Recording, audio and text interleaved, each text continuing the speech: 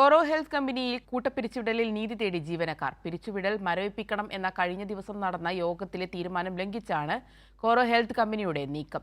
2 മാസത്തെ ശമ്പളം ജീവനക്കാർക്ക് മുൻകൂറായി നൽകിയാണ് തീരുമാനം ലംഘിച്ചത്. പ്രശ്നപരിഹാരത്തിനായി സർക്കാർ ഇടപെടണമെന്നാണ് ജീവനക്കാരുടെ ആവശ്യം.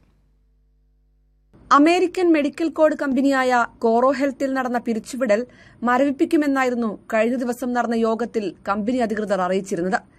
എന്നാൽ ഈ ധാരണ തെറ്റിച്ചുകൊണ്ട് തൊഴിലാളികൾക്ക് പിരിച്ചുവിട്ടതായുള്ള ഇമെയിൽ സന്ദേശം അയച്ചിരിക്കുകയാണ് കമ്പനി.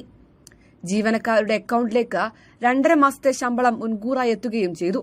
തിങ്കളാഴ്ച ഒത്തുതീർപ്പ് ചർച്ച നടക്കാനിരിക്കെയാണ് പിരിച്ചുവിടൽ നടപടിയുമായി മുന്നോട്ടു പോകുന്ന കമ്പനിയുടെ ഈ നീക്കം. ലേബർ ഓഫീസറും MLA പിന്നെ CITUവിന്റെ പ്രവർത്തകർ, പാർട്ടി പ്രവർത്തകരൊക്കെ വന്ന് ഇടപെട്ട് അത് തൽക്കാലത്തേക്ക് എന്താണോ ഇപ്പം നിലവിലുള്ളത് ആ നിലവിലുള്ള സാഹചര്യം കണ്ടിന്യൂ ചെയ്യാനാണ് പറഞ്ഞത്.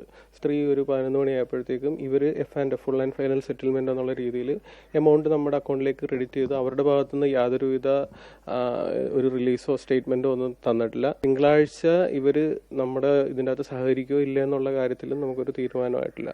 കൊച്ചിയിലും കോഴിക്കോടുമായി പ്രവർത്തിക്കുന്ന ഓഫീസുകളാണ് മുന്നറിയിപ്പില്ലാതെ അടച്ചുപൂട്ടിയത്. 2 ഇടങ്ങളിലായി 900 ജീവനക്കാരാണ് ജോലി ചെയ്യുന്നത്. യാതൊരു മുന്നറിയിപ്പുമില്ലാതെ പിരിച്ചുവിട്ടതോടെ പൂർണ്ണമായും പ്രതിസന്ധിയിലായിരിക്കുകയാണ് ഈ മനുഷ്യർ. Even I came from Bangalore with family. I'm staying here, so I don't have job. How I can survive here without job with family? So we are expecting justice from the company. വെള്ളിയാഴ്ച രാവിലെ ജോലിക്കെത്തിയപ്പോഴാണ് പിരിച്ചുവിട്ട വിവരം ജീവനക്കാരെ അറിയിച്ചത്. Company ലാഭത്തിലല്ല എന്ന ന്യായമാണ് പിരിച്ചുവിടലിന് പിന്നാലെ company നിരത്തിയത്.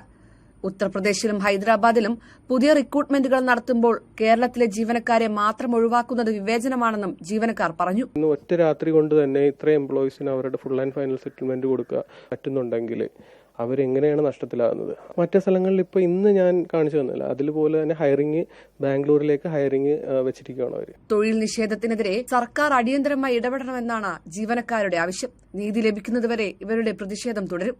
800-ലധികം തൊഴിലാളികളെയാണ് corporate സ്ഥാപനമായ കോറോ ഹെൽത്ത് പെരുവഴിയിലാക്കിയത്.